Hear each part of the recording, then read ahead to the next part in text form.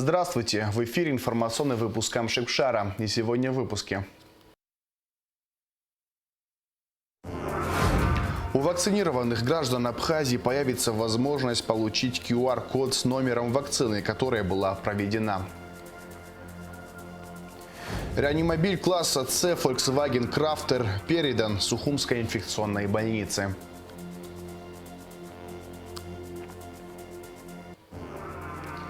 Сотрудниками МВД задержан ранее разыскиваемый гражданин Кокускерия по обвинению в грабеже и краже, имевших место осенью 2020 года в Гагре.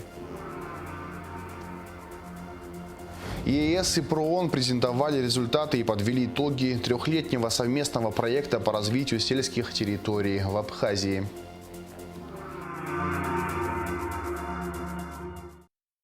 А мы продолжаем рубрику «Ко Дню Победы в эти дни 28 лет назад». 24 сентября подразделения абхазской армии на Западном фронте заняли позиции напротив Сухумского ЖД вокзала и у железной дороги рядом с водоканалом по улице Семерджиева. Пройдя через Обжакву, наши бойцы вышли к району Синопа. В столице шли ожесточенные бои за каждую улицу, за каждый дом. На Восточном фронте бойцы абхазской армии удерживали ранее занятые позиции на центральной автотрассе, соединяющей Сухум и Ачемчиру. Указом президента Абхазии Аслана Бжаня за значительный вклад в подготовку и воспитание квалифицированных кадров для Республики Абхазия Чеха Вадим Витальевич награжден орденом Махцапша третьей степени. Доктор юридических наук Вадим Чеха завершил работу в должности руководителя представительства Россотрудничества в Абхазии. Медицинские специалисты Южного военного округа в мобильном госпитале, развернутом в Сухуми 18 августа, приняли на лечение и консультацию порядка 700 жителей Абхазии, заболевших новой коронавирусной инфекцией. В данный момент на лечении в стационаре находится 66 пациентов, 146 человек уже выписаны. В мобильных лабораториях полевого госпиталя проведено уже порядка 1500 различных исследований, в том числе более 1000 пациентов. ПЦР-тестов, более 500 обзорных рентгенограмм грудной клетки. Реанимобиль класса С Volkswagen Crafter, полученный в дар от благотворительного фонда Ивана Саввиди, в результате переговоров с президентом Асланом Бжаня передан Сухумской инфекционной больнице. Автомобиль стоимостью более 5,5 миллионов рублей оснащен современным медоборудованием и предназначен для оказания экстренной медицинской помощи, транспортировки и мониторинга состояния пациентов, проведения интенсивной терапии в пути следования. Переговоров президента Республики Абхазия Аслана Георгиевича Бжаня с Иваном Игнатьевичем Саввиди мы получили в дар от фонда Саввиди автомобиль, реанимобиль класса С на базе Volkswagen Crafter, который будет передан администрации города Сухум, инфекционной больнице города Сухум. Я со своей стороны хочу поблагодарить, в первую очередь, президента за удачные переговоры. Вам огромное спасибо, что приняли решение именно инфекционной больнице передать. Сегодня инфекционная больница находится на передовых позициях в борьбе с ковид, потому что крайняя необходимость была, и вы этот вопрос решили. Огромное вам спасибо тоже за все, что было сделано.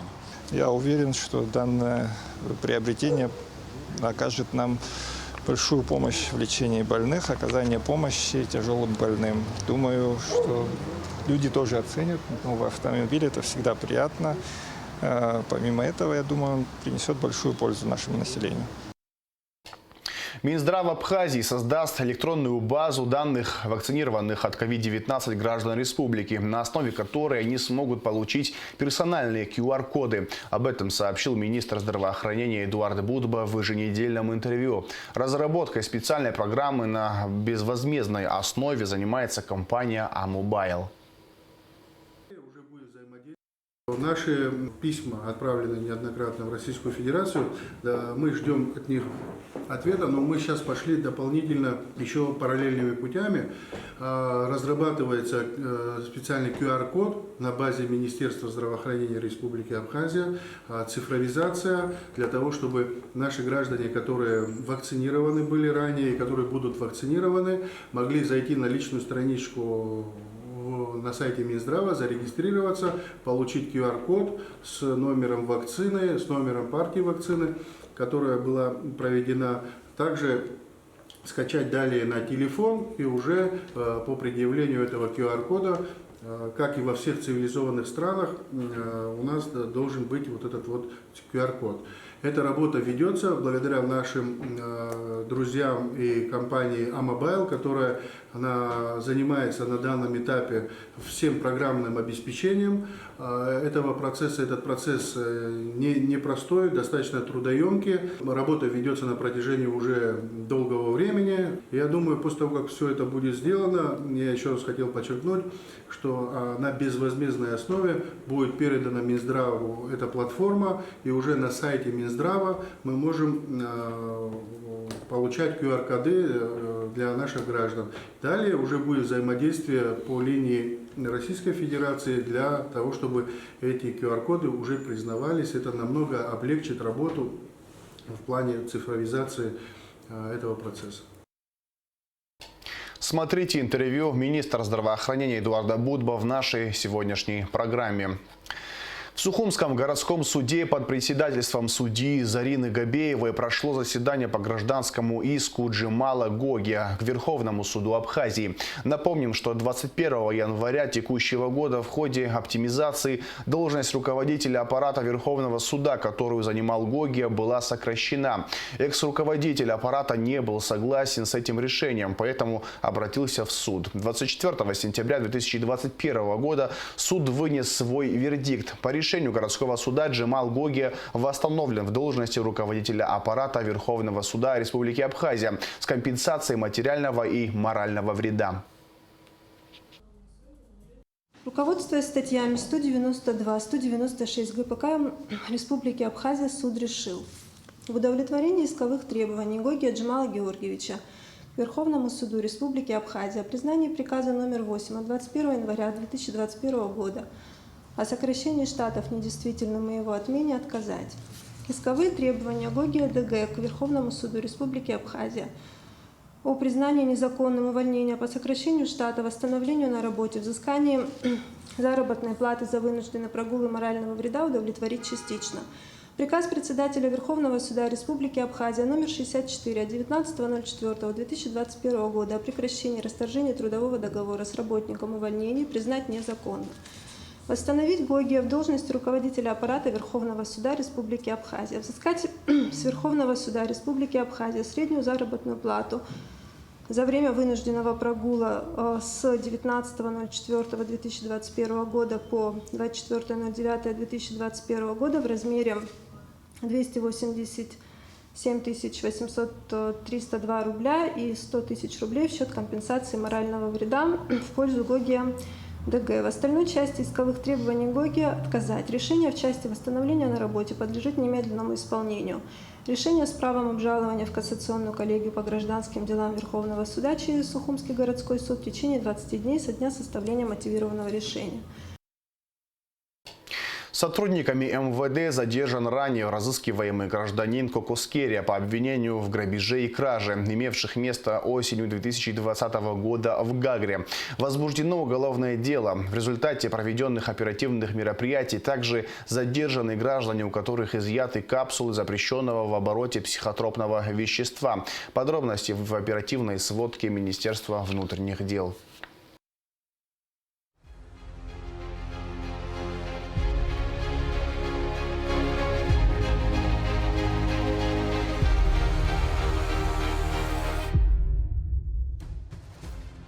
Сотрудниками Управления уголовного розыска МВД совместно с СОУР Гудаутского РОВД задержан ранее разыскиваемый Кокоскерия Денис Котикович, который обвиняется в совершении грабежа и кражи, имевших место осенью 2020 года в городе Гагра. В ходе личного досмотра у задержанного изъята незаконно хранимая при себе ручная граната с запалом, а также сверток с наркотическим веществом. По данному факту в отношении Дениса Кокоскерия возбуждено уголовное дело по части 1 статьи 217 и части 1 статьи 223 Уголовного кодекса Республики Абхазия. Оба уголовных дела соединены в одно производство. Расследование проводит следственный отдел УВД по Гагарскому району. Кокоскерия заключен под стражу. Годжуа Гоча Аликович, 1987 года рождения, житель села Чадара Сухумского района, задержан сотрудниками Управления по контролю за оборотом наркотиков МВД совместно с сотрудниками СГБ Республики в результате проведенных оперативных мероприятий в городе Сухум. При личном досмотре вышеназванного гражданина обнаружены изъяты капсулы запрещенного в свободном обороте на территории Республики Абхазия психотропного вещества прегабалин. Согласно справке экспертов ЭКЦ МВД Республики Абхазия, масса 68 изъятых у гражданина Годжуа капсул составила 24 грамма. В отношении Годжуа отделом дознания МВД по части 1 статьи 223 Уголовного кодекса возбуждено уголовное дело и избрана мера пресечения подписка о невыезде. Аналогичное преступление вменяется жителю села Багмаран Гулрыбского района Адлиба Анри Романовичу, 1996 года рождения. В ходе личного досмотра у последнего также обнаружено изъято психотропное вещество прегабалин. Оперативную информацию реализовали сотрудники УКОН МВД совместно с сотрудниками СКБ Республики Абхазия. Гражданин Адлиба отпущен под подписку о невыезде. Расследование в рамках возбужденного уголовного дела проводит отдел дознания Министерства внутренних дел. Кража более 100 метров коммуникационного кабеля и соединительных муфт в селе Гумиста, принадлежащих республиканскому унитарному предприятию «Абхазсвязь», раскрыта сотрудниками уголовного розыска отдела внутренних дел по Сухумскому району. Подозреваемый в совершении данного преступления Шанава Ринат Тимурович, 1988 года рождения, в содеянном сознался. В отношении последнего по части 2 статьи 155 Уголовного кодекса возбуждено уголовное дело и избрана мера пресечения подписка о невыезде. Расследование проводит группа дознания районного отдела внутренних дел. Сотрудниками УКОН Министерства внутренних дел и Службы государственной безопасности Республики Абхазия в городе Сухум задержан гражданин Чачхали Омар Анатольевич, который хранил при себе наркотическое средство метадон в крупном размере. В ходе личного досмотра у гражданина Чачхали изъят фольгированный сверток с расфасованным в 4 пакета наркотическим средством, а также 2 полиэтиленовых пакета в изоляционной ленте. Следственным отделом УВД по городу Сухум по факту незаконного приобретения, хранения без цели сбыта наркотического средства по части 2 статьи 223 Уголовного кодекса Республики Абхазия возбуждено уголовное дело и принято к производству. В отношении Омара Чачхали судом города Сухум избрана мера пресечения домашний арест. По признакам преступлений, предусмотренных частью 1 статьи 217 и частью 2 статьи 223 Уголовного кодекса Республики Абхазия, возбуждено уголовное дело в отношении жителя Гулрыбского района Харчилава Гарика Валеновича, 1963 года рождения. В результате проведенных оперативных мероприятий сотрудниками отдела уголовного розыска отдела внутренних дел по Гулрыбскому району во время обследования жилища Гарика Харчилава обнаружено и изъято огнестрельное оружие и боеприпасы, а именно карабин Симонова калибра 7,62 мм, 2 автомата системы Калашникова калибра 5,45 и 7,62 мм, а также магазины к ним, один из которых был снаряжен 30 патронами калибра 5,45 мм. Согласно справке эксперта, карабин и оба автомата технически исправны и пригодны для производства выстрелов, а патроны являются боевыми. В хозяйственной части домовладения сотрудники милиции обнаружили и изъяли наркотическое вещество каннабис, то есть марихуана, вес которого составил порядка 5 грамм. Гражданин Харчилава решением суда Гулрыбского района заключен под стражу. Расследование проводит следственная группа отдела внутренних дел по Гулрыбскому району. 130 проектов и свыше 300 новых рабочих мест. На площадке арт-станции ГУМа прошла презентация результатов и подведение итогов трехлетней работы совместного проекта Европейского Союза и программы развития ООН по развитию сельских территорий в Абхазии. Проект направлен на повышение жизнестойкости сельского населения и действует на территории республики с 2017 года. Репортаж Алики Трапш. С 2017 года в Абхазии действует совместная программа Европейского Союза и программа развития ООН по развитию сельских территорий. Ее главная цель – повышение жизнестойкости сельских территорий на основе комплексного подхода к сельскому хозяйству путем поддержки мелкого производства, внедрением инновационных подходов, улучшением условий жизни и доступа к базовым услугам в селе. За 3 года реализации проекта InPart 3 в Абхазии было реализовано 130 проектов. В рамках грантовой поддержки создано свыше 300 новых рабочих мест. На реализацию проектов инвестировано более 130 миллионов рублей. Я всегда говорю, что проект о людях, о том, как люди становятся проводниками перемен. Мы собрались здесь сегодня в честь этих женщин и мужчин, которые работали с нами над тем, чтобы проект МПАР увенчался успехом. Это значит радоваться вместе с каждой женщиной и мужчиной, и девушкой, и мальчиком, чье будущее мы сделали ярче. Главные приоритеты программы – борьба с бедностью, гендерное равенство, качественное образование, рациональное потребление и производство. За 3 года была проведена колоссальная работа, которая изменила жизнь десятков людей. По всем районам поддержаны коммерческие проекты в сфере сельского хозяйства, животноводства, птицеводства, производства, переработки и других сферах. Из программ их много, я остановлюсь на ключевых.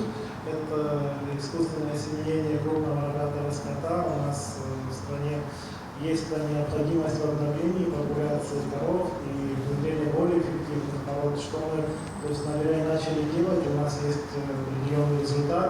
Естественно, это нужно продолжать, масштабировать и дальше этим заниматься, но уже, по крайней мере, есть очень много людей, которые эту ссылку получили.